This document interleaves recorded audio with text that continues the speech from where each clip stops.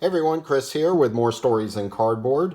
Today I'm going to give an update on the progress for my 1954-55 Parkhurst hockey set. I was able to pick up 14 new cards since the last update. One of those is actually an upgrade, so I'm actually adding 13 to the set, which brings me to a total of 24 cards of the 100 possible cards in the set. So we're going to run through these pretty quick. First we have card number 86.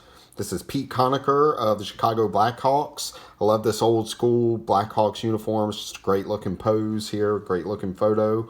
He's the son of Hall of Famer Charlie Conacher, who's one of the all-time greats. And he also had two uncles that played hockey in the NHL. They're also Hall of Famers, Lionel and Roy Conacher. Next card we have is card number 19. This is Eric Sonya Nestorenko. He was a really tough kind of physical player who was really not afraid to mix it up. He's one of those guys kind of underrated, maybe a borderline Hall of Famer, but unfortunately he's also maybe best well known for hurling racial slurs and knocking out the front teeth of Willie O'Ree of the Boston Bruins, who was the first black player to play in the National Hockey League.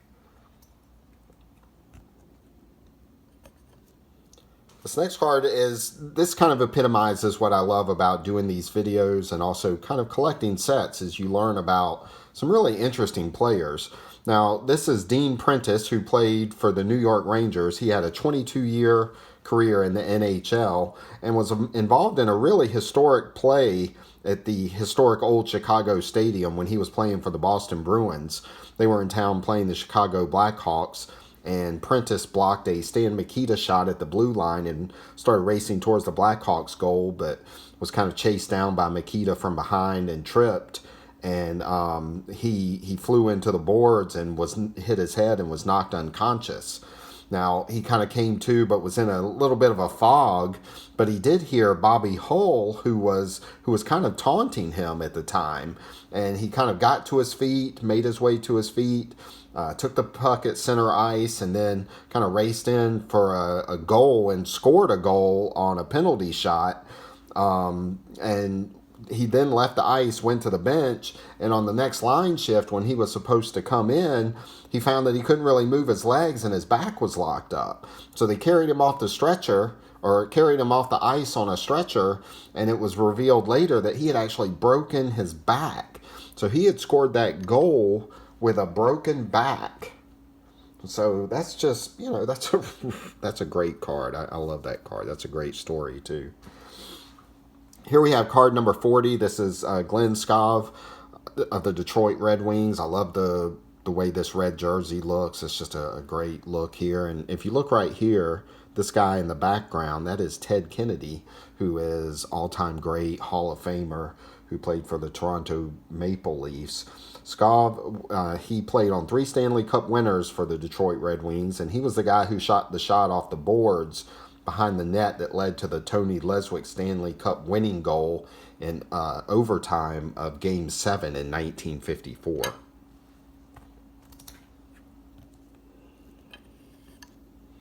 Next we have card number 56. This is Warren Godfrey. He's pictured here in Boston Bruins uniform. He was a hard-hitting defenseman, and he started with the Bruins, but he's mostly known for his career with the Red Wings. Now, this is one of those guys that I consider to be a really underrated player who's kind of often looked for his role that he played on his team. And he was a very important player on those really competitive Detroit Red Wing teams of the mid-50s into the early 60s.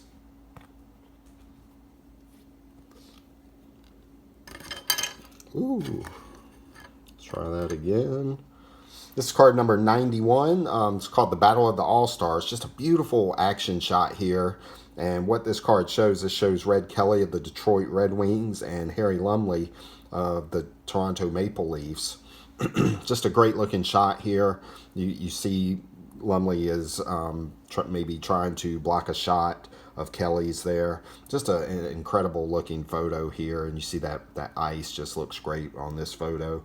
What's interesting about this particular card is on the back, it mentions that Kelly the previous season had won the Lady Bean Trophy, but he was also at the time, it was the first time they had ever given out the Norris Trophy, and he was the first winner of the Norris Trophy. Red Kelly was. For winning those two awards, he was granted an amazing $6,000 in bonus. And also on the back of here, it mentions that Lumley that previous season, also had won the Vezina Trophy, for which he received $2,000. Now, these next cards that I'm going to show, these are 8 graded cards that I picked up. And I picked them up at just an incredible price. I got 8 graded cards for around $90, which is just an incredible deal in my opinion. So I was really happy to get these. It really helps as far as the budget of putting this set together. And what you're going to notice about some of these is just the white borders on these. As I've said in the past, and what you may have seen if you've looked at this set at all, or just looking at the video that I did previously, is these borders tend to tone. And it's really pretty unusual to see too many cards with the white borders. And this is just a white border. This is one of the cards that I actually upgraded. And cost me $11 to upgrade it, and I couldn't pass that up. And this actually has the Lucky Premium back, and my other card actually has the Biography back. Not sure if I'm going to keep both of them yet, but I'm definitely going to keep this one, as it's just a beautiful card with those red borders. And that's Dutch Ribel there, card number 37 of the Detroit Red Wings. Next we have card number 28. This is Bashing Bob Bailey of the Toronto Maple Leafs. Now, he was once involved in a bench-clearing brawl during the 1957 Stanley Cup semifinals when he got into an altercation with goalie Jacques Plante. Really caused quite the ruckus, and fans were getting upset, and the referee actually sent the teams to the locker room for the last 5 minutes and 28 seconds, I think it was, of the second period. And what they ended up doing is just kind of giving all the players and the fans a little bit of time to kind of calm down, and they added those extra 5 minutes onto the end of the third period. And again, that's a just incredible looking white borders on that card. It did not pay very much for that card at all.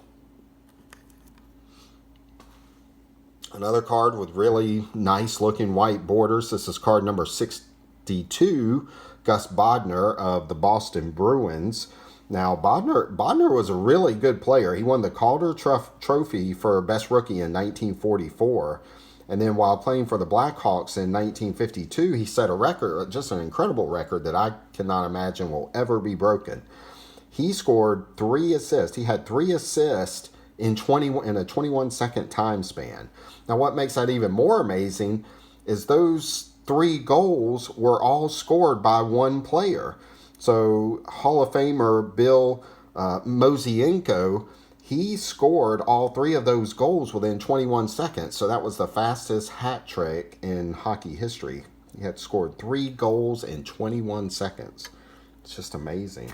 Not sure either of those records will ever be broken. The next card we have here is number 44. This incredible picture right here. I love this photo. Card number 44 of Johnny Wilson of the Red Wings. He helped lead the Red Wings to 4 Stanley Cups, and he once played in 580 consecutive games. He's one of 26 players in history of the NHL who has played in more than 500 consecutive games. He was also a coach for multiple teams after his playing career.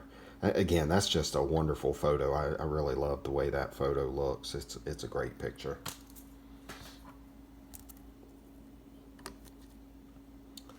Next, we have card number 54. This is Joe Kluy.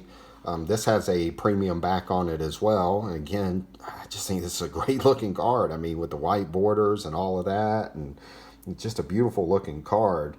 Now, while he was playing for Toronto, this was kind of in the midst of Toronto's dynasty that they had built. The Maple Leafs had won the Stanley Cup 4 out of 5 years from 1947 to 1951. Now, he scored an overtime goal in Game 1 of the 1949 finals, And that kind of set the tone that year for the Maple Leafs, going on to win their third straight Stanley Cup victory. And they were the first team during that stretch, that 3-year stretch, to win the Stanley Cup in 3 straight seasons.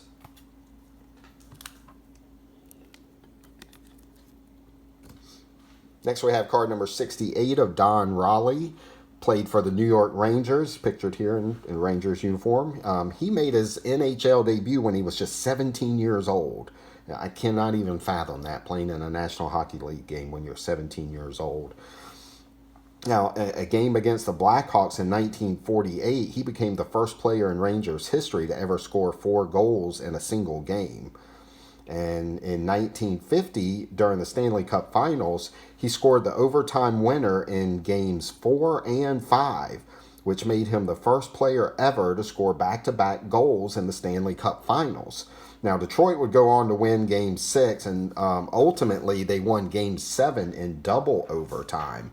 Now, what's interesting is Raleigh actually had a chance to win the game in overtime, but his shot hit the crossbar, and that would have been obviously the goal that he would have had his third overtime goal in that series and would have given the Rangers the Stanley Cup victory in 1950. That's a tough crossbar there to not quite win the Stanley Cup. I paid $15 for this card, and I can't even believe that I got it for $15. It has no creases. It has very little, if any, toning. And to me, this is one of the more underrated Hall of Famers out there. This is card number 29, Ted Kennedy of the Toronto Maple Leafs. Kennedy was kind of considered the quintessential Leaf, and that's kind of what he was nicknamed as, the quintessential Leaf, as he played his entire career with Toronto. Never had any desire to play anywhere else. He was a Maple Leaf through and through, and he was captain during their dynasty years. Now, Kennedy's in the Hall of Fame, and in the book, The Maple Leafs Top 100, he's ranked second only behind Dave Keon. Now, given all that, I still believe that he's really, really underrated. I mean, just an incredible player, and his stick handling and playmaking ability were just top notch, and he was a physically tough guy. He was a leader. He's a great passer, and many consider him to be the best of all time at faceoffs. I mean, he was just an incredible, incredible player, and when it came time to the playoffs, he went up another notch. He really excelled in the playoffs. He took his game to a completely different level. Now, during the 1944-45 season, when he was just 19 years old, this was when he won his first Stanley Cup. In the semifinals, the Leafs were playing the Montreal Canadiens that year, who had had one of the great all-time seasons. And just Kennedy led the way into an upset over Montreal that season. Then they went on and beat the Detroit Red Wings in the finals. Ted Kennedy would be the first player in history to ever win 5 Stanley Cup championships. Just, he's a phenomenal player, and it amazes me that more people don't really talk about him. And the last card we're going to show here is Sugar Jim Henry of the Boston Bruins. This is card number 49. Now, Sugar Jim was involved in one of the great plays in hockey history, just a historical play. Henry's Bruins were playing the Montreal Canadiens in the Stanley Cup semifinals, and in Game 6, Henry was hit in the face with a puck, and it broke his nose and blackened both of his eyes. He kind of manned up, if you will, and now, again, remember, this is a time when they did not wear masks. Goalies did not wear masks. But he came back in Game 7 to play, and with the series heading to the Forum for that Game 7 in Montreal, Rocket Richard was hit with a devastating hit by Boston Bruins' Leo Labine. And he also caught him with a stick to the face and had a laceration. Richard had a laceration on his forehead as well. But then Richard also got kneed in the head by Hal Lecoq. Now, Richard ended up falling to the ice, and he hit his head on the ice and knocked him unconscious. They helped Rocket to the locker room. He got stitched up. He got 6 stitches. They bandaged him up, and most likely he had a concussion because they said later on he said he had ringing in his ears and he could barely see and didn't even really know where he was. But with the Stanley Cup kind of hanging in the balance in Game 7, it was a tied game with less than 5 minutes to go, and Richard just kind of did his magic as only he could do, and he ended up scoring the game-winning goal against Henry.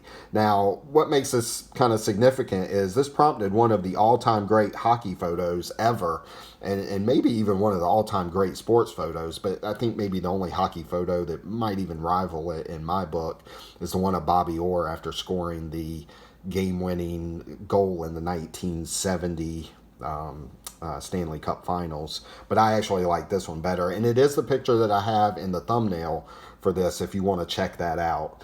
So to me, it's just a great picture. It shows Jim Henry. It almost looks like he's bowing and shaking heads with Richard, who's it shows him bleeding and all bandaged up, and just a sign of great respect there. But it's one of the great all-time hockey photos.